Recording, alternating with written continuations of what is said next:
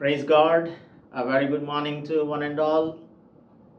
As usually, we have come to the presence of the Lord again this morning in order to meditate His Word. So, we have to ask for the guidance of the Holy Spirit to lead us in the morning meditation. Let us pray and then start our morning meditation. Let us pray. పరిశుద్ధుడా మా ప్రియ ప్రభువా, మీ పాదములకు వందనములు చెల్లిస్తూ మీ మాటల ధ్యానమునకు మరి ఒక ఉదయకాలము మీ సన్నిధిలోనికి వస్తున్నాము. వాక్యము మీది మాట్లాడువాడవు నీవు. సజీవమైన మీ వాక్యంతో మా హృదయంలో క్రియ జరిగించమని మా ప్రియులను మమ్మను మీ చేతులకు అప్పగించుకుంటూ క్రీస్తు యేసు పరిశుద్ధ నామంలో ప్రార్థిస్తున్నాం తండ్రి. ఆమేన్. Once again, I would like to welcome you to the morning meditation, and you know pretty well that we have been meditating the 10 commandments written in the book of Exodus, chapter 20. నిర్గమకాండం గ్రంథం 20వ అధ్యాయంలో 6వ ఆజ్ఞను మనము ఈరోజు ధ్యానం చేయబోతున్నాము. ఇది నరహత్య చేయకూడదు. నరహత్య చేయకూడదు. You shall not murder. You shall not murder.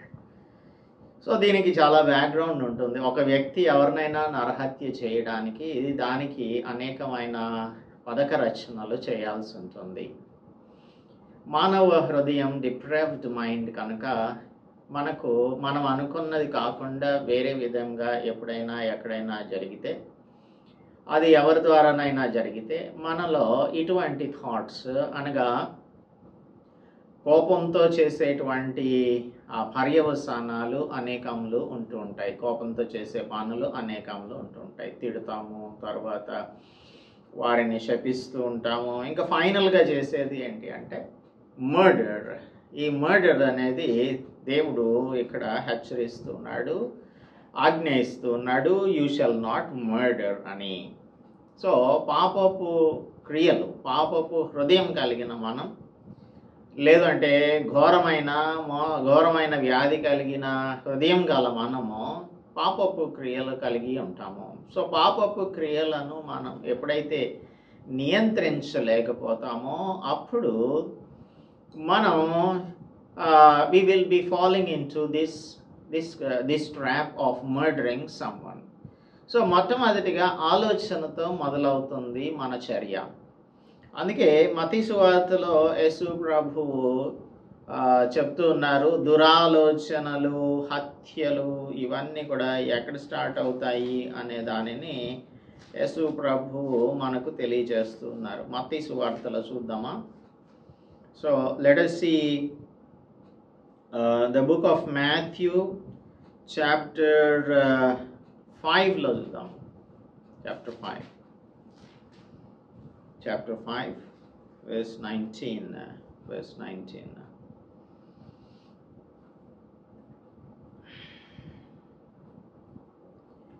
So 21వ వచనం, నరహత్య చేయవద్దు, నరహత్య చేయువాడు విమర్శకు లోనగును అని పూర్వీకులతో చెప్పబడిన మాట మీరు విన్నారు కదా.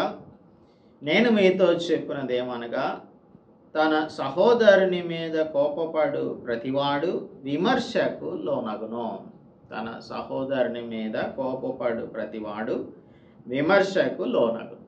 తన సహోదరుని చూచి వ్యర్థుడా అన్నప్పుడు, వ్యర్థుడా అనంటే you are good for nothing fellow అని అంటాం కదా, అలాగంటే వ్యర్థుడా అంటే వారు మహాసభకు లోనవుతారు, అంటే సుప్రీంకోర్టుకి తీసుకొని వెళ్ళొచ్చు వాళ్ళని. ద్రోహి అని చెప్పువాడు నరకాగ్నికి లోనగును అని అంటున్నాడు.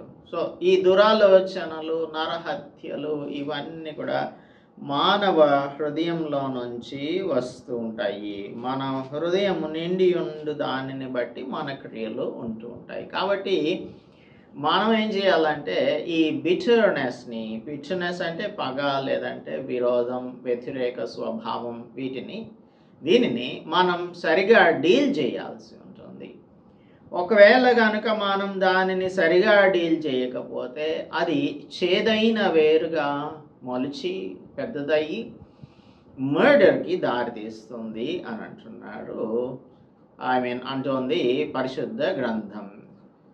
అందుకే యేసు ప్రభు అంటున్నారు, మనము అంటే ఆజ్ఞలను పాటించే విషయంలో ధర్మశాస్త్రాన్ని కొట్టేయడానికి యేసు ప్రభు వచ్చాడు అని చెప్తూ ఉంటే, ఇక్కడ ధర్మశాస్త్రమునైనను ప్రవక్తల వచనములైనను కొట్టివేయ వచ్చినని తలంచవద్దు, నెరవేర్చుటకే గాని కొట్టివేయుటకు నేను రాలేదు అని యేసు ప్రభువు ఎక్స్ప్లెనేషన్ ఇస్తూ ఉన్నాడు. ధర్మశాస్త్రంలో చెప్పబడినటువంటి దానికి ఉన్న అంతరార్థాన్ని ఆయన మనకు బోధిస్తూ ఉన్నాడు. యోహాను మొదటి పత్రిక 3వ అధ్యాయంలో జాన్ ఏమంటున్నాడో చూద్దాం. 1 John chapter 3 verse 15. 1 John chapter 3 verse 15. తన సహోదరుని ద్వేషించువాడు నరహంతకుడు. తన సహోదరుని ద్వేషించువాడు నరహంతకుడు. ఏ నరహంతకుని యందును నిత్య జీవం ఉండదని మీరెరుగుదురు. ఏ నరహంతకుని యందు నిత్య జీవం ఉండదు. మరి మనం ఎవరినైనా సహోదరులను ద్వేషిస్తున్నామా? ఒకవేళ కనుక మనం ద్వేషిస్తే మనం నరహంతకులం అవుతాం. నరహంతకులకు మరి పరలోక రాజ్యం, నిత్య జీవం అంటే పరలోక రాజ్యం లభించదు అని చెప్తున్నాడు. అందుకే మనం ఏం చేయాలంటే we have to deal with this.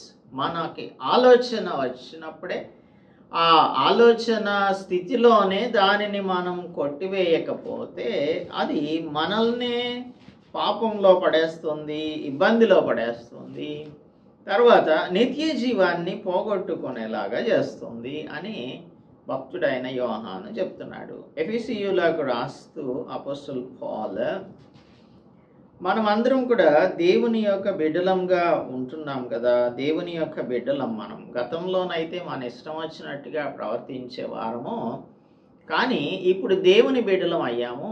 అందుకే మనం చేయవలసింది ఏంటంటే 31వ వచనంలో ఈ పైన అంతా కూడా చెప్తున్నాడు. కావున మునుపటి ప్రవర్తన విషయంలో 22వ వచనం, మోసకరమైన దురాశల వలన చెడిపోవుమైన మీ ప్రాచీన స్వభావం వదులుకొని మీ చిత్తవృత్తి యందు నూతన పరచబడిన వారై నీతియు యథార్థమైన భక్తియు గలవారై దేవుని పోలికగా సృష్టింపబడిన నవీన స్వభావమును ధరించుకొనవలెను అని అంటున్నాడు. ధరించుకోవాలి, నవీన స్వభావాన్ని ధరించుకోవాలి. అయితే కొలెషన్స్లో రాస్తున్నప్పుడు అది కూడా మనం చూస్తాము, నూతన స్వభావము ధరించుకున్నారు అని చెప్తాడు. సో ఇక్కడ 30వ వచనం నుంచి 31వ వచనం చూద్దాము. 4:31 ఎఫెసీయులకు రాసిన పత్రిక 4:31.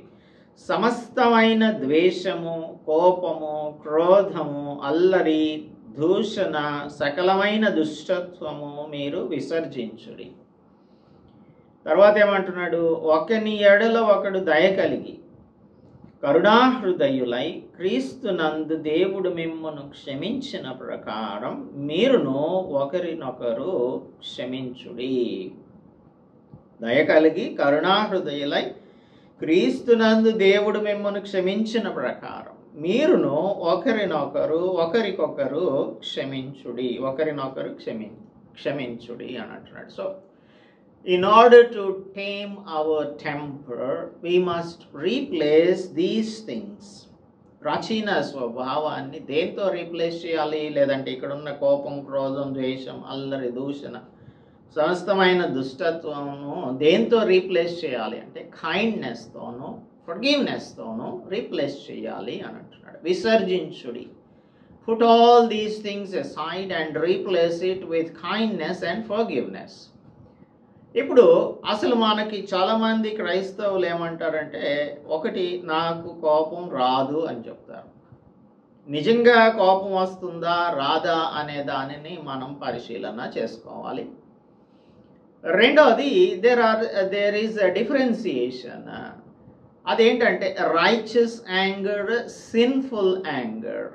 Righteous anger and sinful anger. ఇక్కడ చూడండి 26వ వచనంలో అంటున్నాడు ఎఫెసీయులకు రాసిన పత్రికలో 4:26, కోపపడుడి కానీ పాపం చెయ్యకుడి, సూర్యుడు అస్తమించు వరకు మీ కోపం నిలిచి ఉండకూడదు.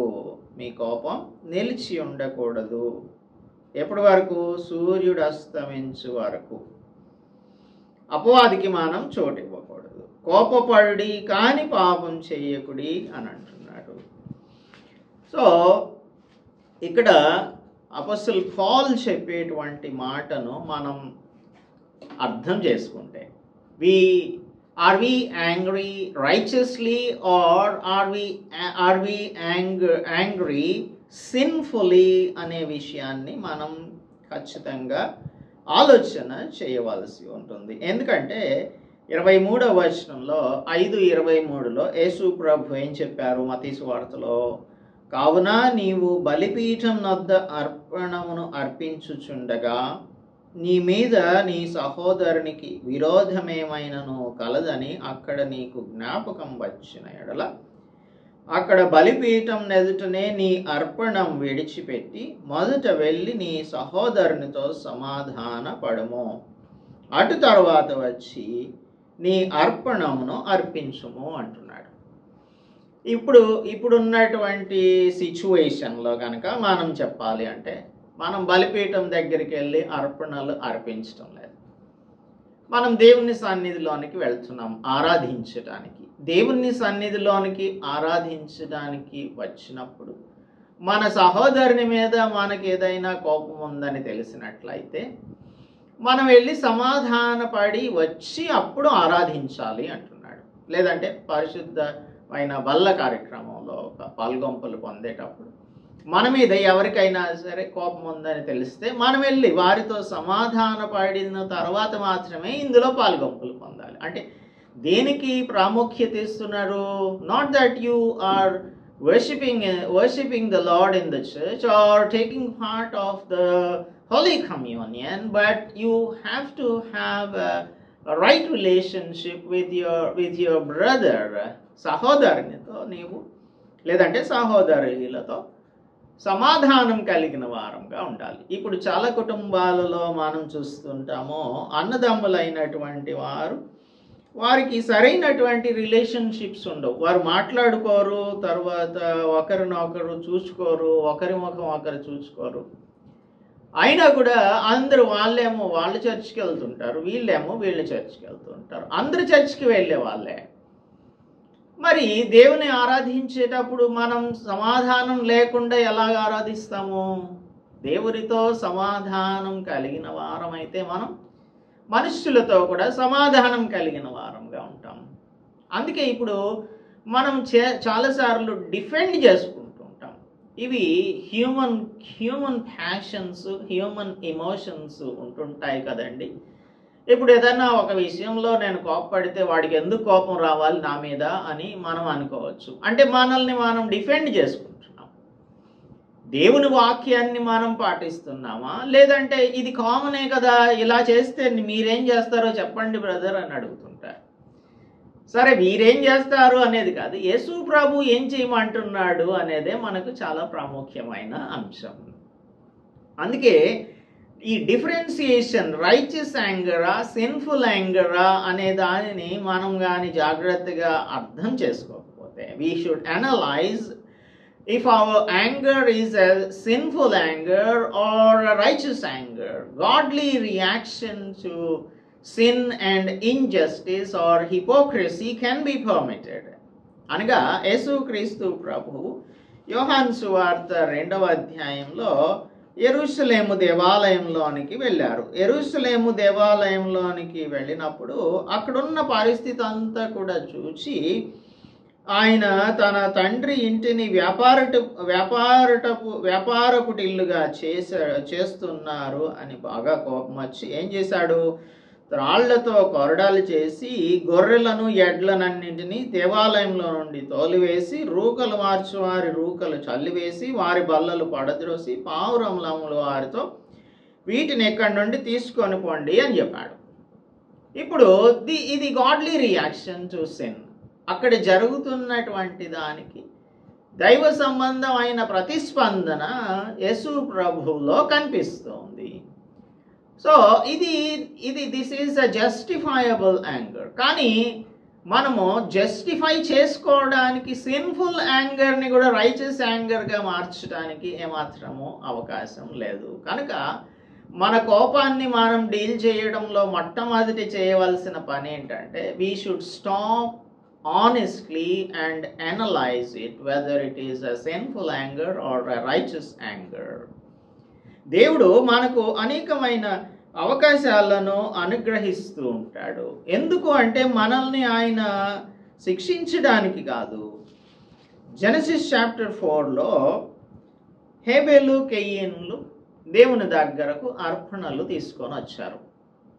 అర్పణలు తీసుకొని వచ్చినప్పుడు కయీను అర్పణను దేవుడు తిరస్కరించారు.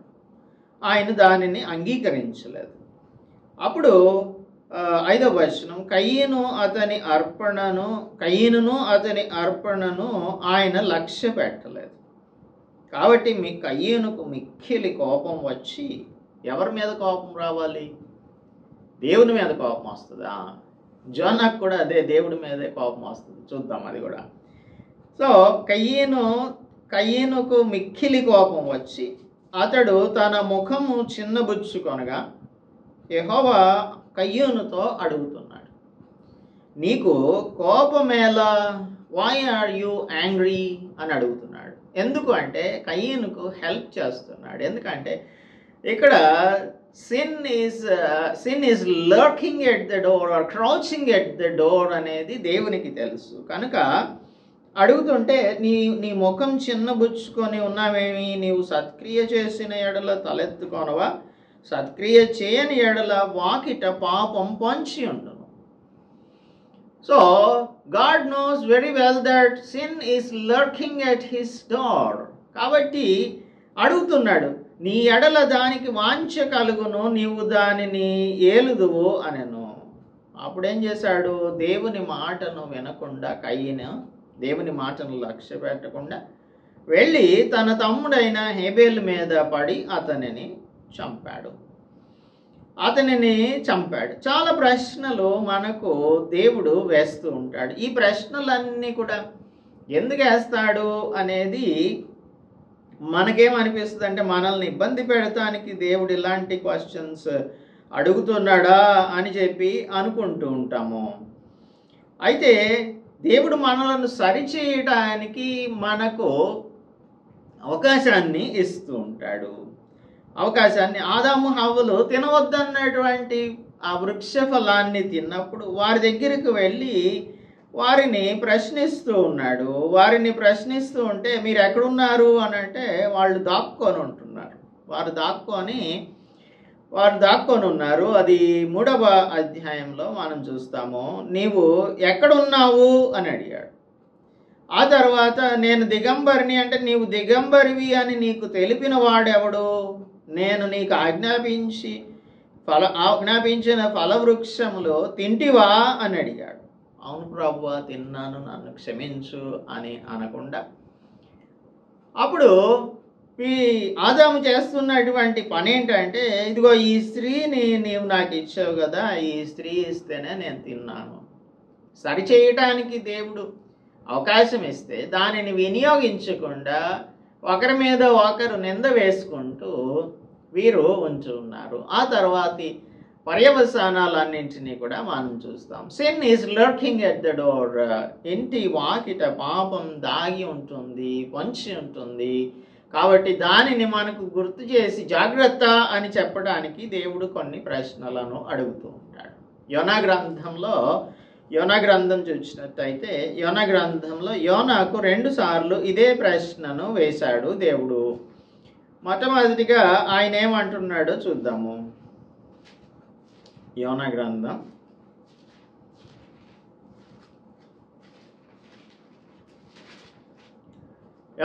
4వ అధ్యాయంలో చూద్దాం. 4వ అధ్యాయం 4వ వచనం. అందుకు యెహోవా నీవు కోపించుట న్యాయమా అని అడిగాడు. ఈజ్ యువర్ యాంగర్ జస్టిఫైడ్ అని అడిగాడు. సో అడిగిన తర్వాత యోనా ఏం చేశాడు? దేవునికి జవాబు ఏమి ఇవ్వకుండా పట్టణం బయటికి పోయి అక్కడ బస్ చేసి పందిరి ఒకటి వేసుకొని పట్టణానికి ఏం సంభవిస్తుందో అని చెప్పి చూస్తున్నాడు. అప్పుడు ఒక సొర చెట్టు మొలిచింది. దేవుడే దానిని మొలిపించాడు. అది చక్కగా పెరిగిన తర్వాత దాని నీడలో యోనా రెస్ట్ తీసుకుంటున్నాడు. ఆ తర్వాత ఒక పురుగుని దేవుడు కలిగించాడు, ఏర్పరిచాడు. ఆ తర్వాత చెట్టు వాడిపోయింది. వాడిపోయిన తర్వాత చాలా కోపం వస్తుంది. అప్పుడు దేవుడు అంటున్నాడు 9వ వచనంలో, దేవుడు ఈ సొర చెట్టును గురించి నీవు కోపించుట న్యాయమా అని యోనాను అడుగుతున్నాడు.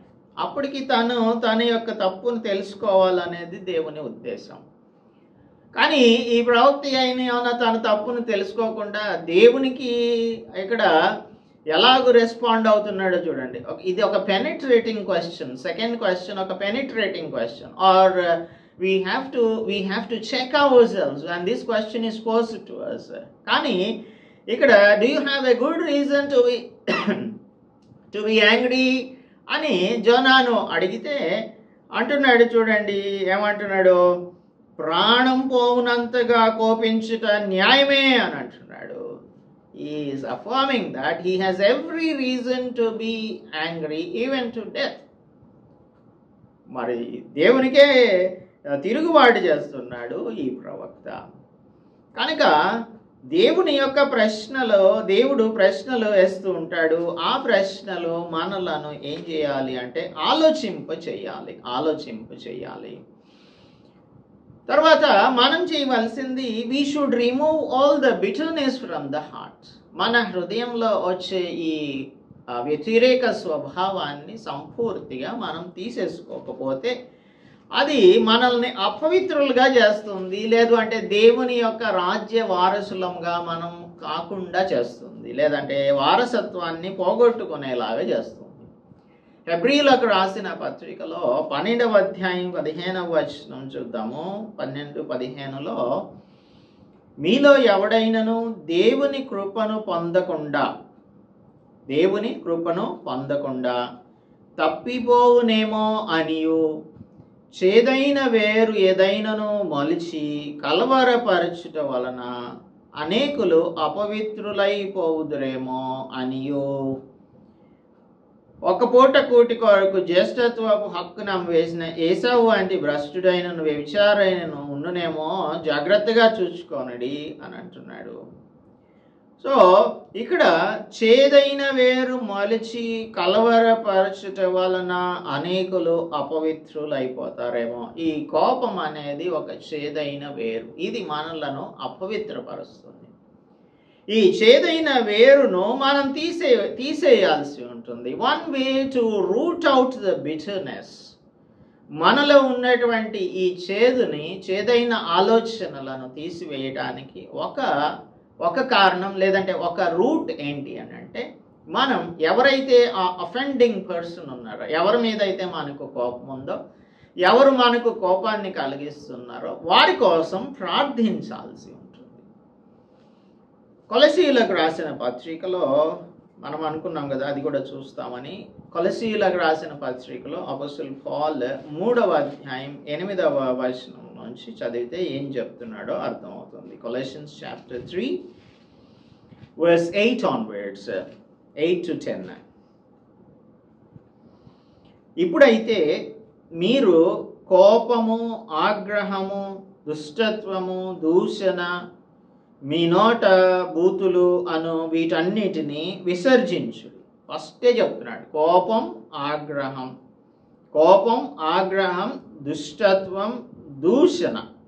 ఇవన్నీ చూడండి ఎంత ఇంటర్ రిలేటెడ్ అంటే, మనకి కోపం వచ్చింది అనుకోండి, దానిని కంట్రోల్ చేసుకోకపోతే అది మనకు ఎక్స్ట్రీమ్ యాంగర్గా మారుతుంది. అంటే అది ఆగ్రహంగా మారుతుంది. ఆగ్రహంగా మారడం అనేది మనల్ని దుష్టత్వం వైపు నడిపిస్తుంది. అప్పుడు ఏం చేస్తాము? దూషిస్తాం. దూషించడం మనం చూస్తాం కదా, ఎవరికైనా కోపం వస్తే బాగా బూతులు మాట్లాడుతుంటారు, బూతులు వచ్చేస్తాయి. మీ నోట బూతులు అను వాటిని అన్నింటినీ కూడా విసర్జించాలి. ఎందుకు విసర్జించాలి? ఒకరితో ఒకడు అబద్ధం ఆడకుడి అని మధ్యలో ఒక ఎడిషన్ ఉందిలేండి. ఏలయనగా దేర్ఫోర్ ప్రాచీన స్వభావమును దాని క్రియలతో కూడా మీరు పరిత్యజించి పరిత్యజించారా లేదా? ఇందాక మనం ఎఫెసీయులకు రాసిన పత్రికలో పరిత్యజించాలి అని చెప్పాడు, విసర్జించాలి అని చెప్పాడు. ఇక్కడ పరిత్యజించాలి అంటున్నాడు. ప్రాచీన స్వభావమును దాని క్రియలతో కూడా మీరు పరిత్యజించి జ్ఞానం కలుగు నిమిత్తం దానిని సృష్టించిన వాని పోలిక చొప్పున. జ్ఞానం కలిగిన వానికి కోపం రాదు. సో ఇక్కడ స్పష్టంగా మనకు తెలియజేస్తున్నారు అపోస్తలుడు పౌలు. దాని జ్ఞానం కలుగు నిమిత్తం దాన్ని సృజించిన వాని పోలిక చొప్పున నూతన పరచబడుచున్న, అంటే it is a regular process. నూతన పరచబడుతున్న, నేను నూతన పరచబడ్డాను కాదు, నూతన పరచబడడం అనేది, శాంక్టిఫికేషన్ అనేది ఒక రెగ్యులర్ ప్రాసెస్. ఇది నవీన స్వభావమును ధరించుకొని ఉన్నారు, ధరించుకొని ఉన్నారు. So he is reminding us, you have put on a new self అని చెప్తున్నాడు. నవీన స్వభావాన్ని మీరు ధరించుకున్నారు. సో నవీన స్వభావాన్ని ధరించుకున్న వారు చేయవలసిందేంటి? 12వ వచనం చదువుదాం. కాగా దేవుని చేత ఏర్పరచబడిన వారును పరిశుద్ధులను ప్రియులు అయిన వారికి తగినట్లు. ఎలాగా? పరిశుద్ధులను, ఏర్పరచబడిన వారును పరిశుద్ధులను ప్రియులను అయిన వారికి తగినట్లు. ఇవన్నీ మనకే అప్లై అవుతాయి. మీరు జాలిగల మనస్సును, దయాళుత్వమును, వినయమును, సాత్వికమును, దీర్ఘశాంతమును ధరించుకోండి. ఏంటంటి? జాలిగల మనస్సు, దయాళుత్వం, వినయం, సాత్వికం, దీర్ఘశాంతం ధరించుకోవాలి. ధరించుకుంటున్నామా? మరి మనం ధరించుకున్నామా? ఎవడైనాను తనకు హాని చేసినని ఒకనికొకడు అనుకొనిన ఎడల ఒకనికొకడు సహించుచు ఒకనినొకడు క్షమించుడి. So forgiveness is very important. వీటన్నిటిపైన పరిపూర్ణతకు అనుబంధమైన ప్రేమను ధరించుకొనుడి. క్రీస్తు అనుగ్రహించు సమాధానం మీ హృదయములలో ఏలుచుండనీయుడి. ఇది మనం చేయాల్సింది. చాలా విషయాలు మనం ఇక్కడ చదువుకున్నాము. మనం పరిశుద్ధులం, ప్రియులైన వారం, ఏర్పరచబడిన వారం కాబట్టి జాలిగల మనస్సు, దయాళుత్వం, వినయం, సాత్వికం, దీర్ఘశాంతం ధరించుకోవాలి. ఒకరికొకడు క్షమించుకోవాలి, సహించుకోవాలి, క్షమించుకోవాలి. ప్రభు మనల్ని క్షమించినట్లు ఇతరులను క్షమించాలి. మత్తయి సువార్త 18వ అధ్యాయంలో పీటర్ వచ్చి ఒక విషయాన్ని అడుగుతూ ఉన్నాడు. పీటర్ ఎన్నిసార్లు క్షమించాలి ప్రభువా అని అడిగినప్పుడు యేసు ప్రభు ఒక ప్యారబుల్ చెప్తూ ఉన్నాడు. ఒక ప్యారబుల్. శిష్యులు ఆయన దగ్గర ఉన్నారు. అప్పుడు ఆ సమయమున పేతురు 21వ వచనంలో, ప్రభువా నా సహోదరుడు నా ఎడల తప్పిదం చేసిన ఎడల నేను ఎన్ని మార్లు క్షమించాలి? 7 మార్లు మట్టుగా అంటే అందుకు యేసు ఇట్లా 7 మార్లు మట్టుకే కాదు 70 మార్ల మట్టుకు అని నీతో చెప్పుచున్నాను అని ఇక్కడ ఒక ప్యారబుల్ని చెప్పాడు. అక్కడ లెక్క చూసుకుంటూ మొదలు పెట్టాడు రాజు. అతనికి 10,000 తలాంతులు అచ్చి ఉన్న ఒకడు అతని యొద్దకు తీసుకొని రాబట్టాడు. 10,000 తలాంతులు. అప్పు తీర్చడానికి నా యొద్ద ఏమీ లేదు. వాని యజమానుడు వానిని, వాని భార్య పిల్లలను, కలిగినది యావత్తును అమ్మి అప్పు తీర్చాలని ఆజ్ఞాపించాడు. కాబట్టి ఆ దాసుడు ఏం చేశాడు? సాగిలపడి మొక్కి, నా ఎడల ఓర్చుకొనుము, నీకు అంతయు చెల్లిస్తాను అన్నాడు. ఆ దాసుడు ఏం చేశాడు? ఆ దాసుని యజమానుడు కనికరపడి వాడిని విడిచిపెట్టి అప్పుని క్షమించేశాడు. 10,000 తలాంతులు. వాడేం చేశాడు? బయటికి వెళ్ళి తనకి 100 దినారములు వచ్చి ఉన్న తన తోడి దాసులతో ఒకరిని చూసి గొంతు పట్టుకొని, నీవు వచ్చి ఉన్నది చెల్లిస్తావా లేదా, చేస్తావా అని అన్నాడు. అందుకు వాని తోడి దాసుడు సాగిలపడి, నా ఎడల ఓర్చుకొని నీకు చెల్లిస్తాను అని అంటే ఒప్పుకొనకుండా అది అతనిని చెరసాలలో వేయించాడు. ఆ తర్వాత జరిగింది ఏంటంటే, ఇతనికి రాజుగారికి తెలిసింది. అప్పుడు వాని యజమానుడు వాడిని పిలిపించి, చెడ్డదాసుడా, నీవు నన్ను వేడుకొంటివి కనుక నీ అప్పు అంతయు క్షమించితిని. నేను నిన్ను కరుణించిన ప్రకారం నీవు నీ తోడి దాసుని కరుణింపవలసి ఉండదు కదా. అంచేత అతడి కోపపడి తనకు వచ్చినదంతయు చెల్లించే వరకు బాధపరచు వారికి వారిని అప్పగించెను. ఇది దేవుడు మన యొక్క పాపమంతటిని క్షమించాడు. మన ఎడల ఓర్పు కలిగి ఉన్నాడు, సహనం కలిగి ఉన్నాడు. అలాంటప్పుడు మనము ఇతరులకు ఏ విధంగా దేవుని యొక్క బిడ్డలంగా జాలి చూపించాలి, తర్వాత దయాళుత్వం కలిగి ఉండాలి, వినయం కలిగి ఉండాలి, సాత్వికం కలిగి ఉండాలి, దీర్ఘశాంతం ధరించుకోవాలి, సహించాలి, క్షమించాలి, ప్రేమను ధరించుకొని జీవించాలి అని దేవుడు మనకు ఈ సందర్భంగా తెలియజేస్తూ ఉన్నాడు. ఇదంతా మనం ఎందుకు ధ్యానం చేసాము అంటే, ఈ కోపం అనేది నరహత్యకు దారితీస్తుంది.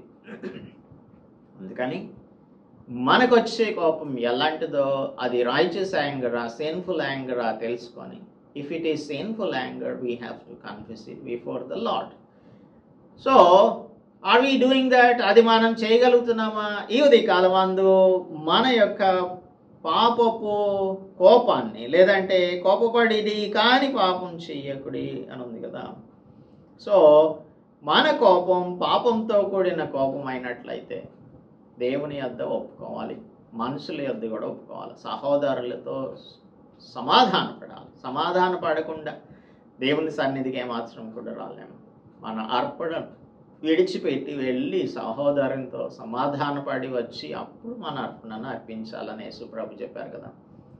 సో నీవు దేవుని సన్నిధిలోనికి వెళ్ళి ప్రార్థన చేస్తున్నప్పుడు దేవుడు నీ ప్రార్థనను వినాలి అంటే ముందుగా నీ సహోదరునితో, సహోదరితో, ఎవరితో అయినా సరే కోపం ఉంటే దానిని సర్దుబాటు చేసుకొని సమాధానపడి వచ్చి మాత్రమే దేవునికి ప్రార్థన చేయాలి. అప్పుడే మన ప్రార్థన అంగీకరించబడుతుంది. So let us pray. పరిశుద్ధుడా, మా ప్రియ ప్రభువా, మా రక్షక, నరహత్య చేయకూడదు అని మీరిచ్చినటువంటి ఆజ్ఞ వెనుక ఉన్న ఆంతర్యాన్ని మేము ఈ ఉదయకాలం తెలుసుకోవడానికి కృప చూపించారు.